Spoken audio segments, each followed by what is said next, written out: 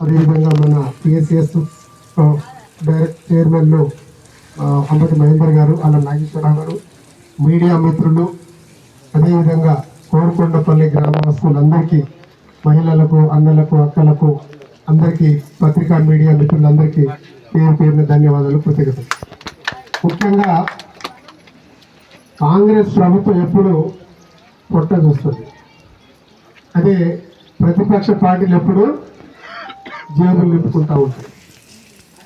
ఎంతసేపు పేదోడి కడుపు నిండిందా లేదా అని చెప్పేసి కాంగ్రెస్ ప్రభుత్వంలో ఉన్నటువంటి మన పండిత్ జవహర్లాల్ నెహ్రూ గారి దగ్గర నుండి శ్రీమతి ఇందిరాగాంధీ గారు, అదేవిధంగా తర్వాత మన సోనియమ్మ గారు, ఇప్పుడు రాహుల్ గాంధీ గారు, వీరి ఆధ్వర్యంలో పేదోడికి కూడు గూడు అదేవిధంగా బట్ట ఇవ్వాలని చెప్పేసి అప్పట్లోనే మన ఇందిరాగాంధీ గారు ఒక సాహసోపేతమైన నిర్ణయం తీసుకున్నారు.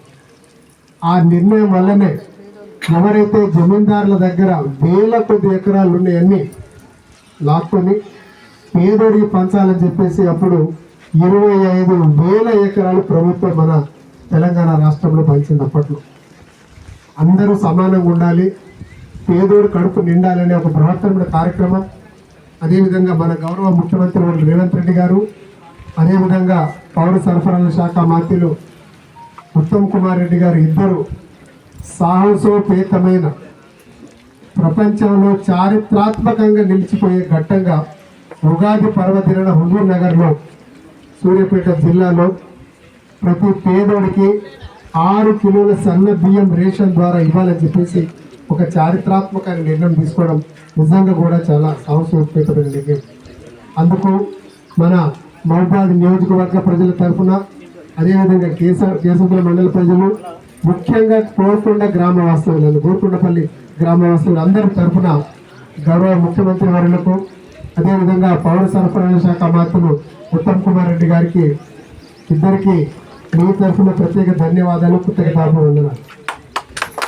ఈ పథకం కింద మొత్తం కేసముద్రం మండలంలో మనకు మొత్తం రేషన్ కార్డులు 22,309 రేషన్ కార్డులు మనం కేసముద్రం మండలంలో ఉండగా, ఇక్కడ ఉన్నటువంటి రేషన్ షాపులు 43, అదేవిధంగా మొత్తం 4,240 మెట్రిక్ టన్నుల ధాన్యాన్ని ప్రతి నెల మనం ఇక్కడ ఇవ్వబోతున్న పేదలకు.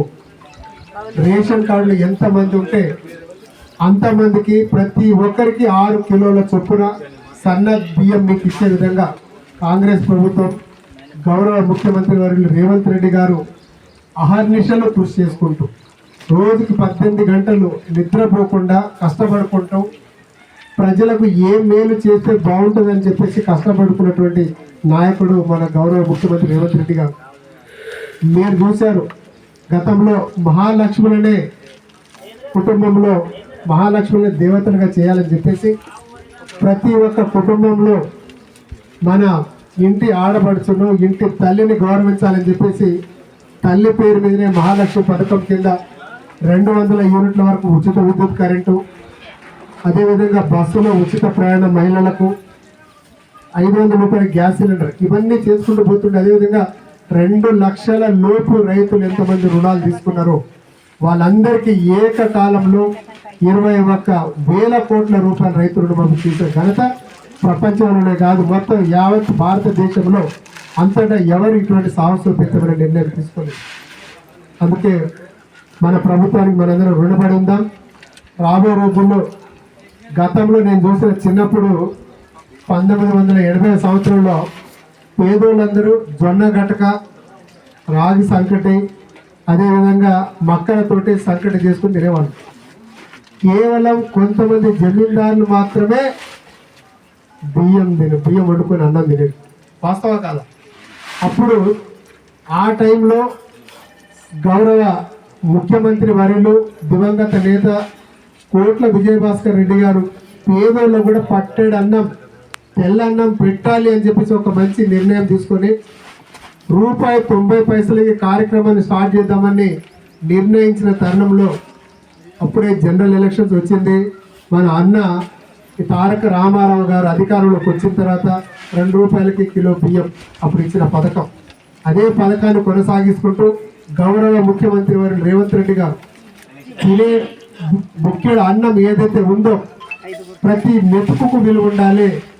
ఈ అన్నం ఏదైతే బియ్యం ఏదైతే ఇస్తున్నారో దొడ్డిదారిన పోయి మిల్లర్లు బాగుపడుతున్నారు. మనం ఇచ్చిన అన్నాన్ని బియ్యాన్ని వాళ్ళు సన్న బియ్యంగా పాలిష్ చేసి చేసి తిరిగి మనకే వాళ్ళు ₹10 కొంటారు, మళ్ళీ తిరిగి మనకు ₹40 అమ్ముతా ఉన్నారు మిల్లర్లు. ఇటువంటిది జరగకుండా పేదోడికి డైరెక్ట్గా ప్రతి పేదోడికి 6 కిలోల బియ్యాన్ని ఇవ్వాలి అని చెప్పేసి మన ప్రభుత్వం తీసుకున్నటువంటి చారిత్రాత్మకమైన నిర్ణయంలో మనం భాగస్వాములమైనందుకు మీకు అందరికీ, అదేవిధంగా మీ తరఫున గౌరవ ముఖ్యమంత్రి రేవంత్ రెడ్డి గారికి, అదేవిధంగా పౌర సరఫరాల శాఖ మంత్రులు ఉత్తమ్ కుమార్ రెడ్డి గారికి మీ ద్వారా వారికి ప్రత్యేక ధన్యవాదాలు, కృతజ్ఞతలు తెలుపుతూ మీరు వీటిని దొడ్డిదారిన పట్టించకుండా మీ కడుపు నిండాలి.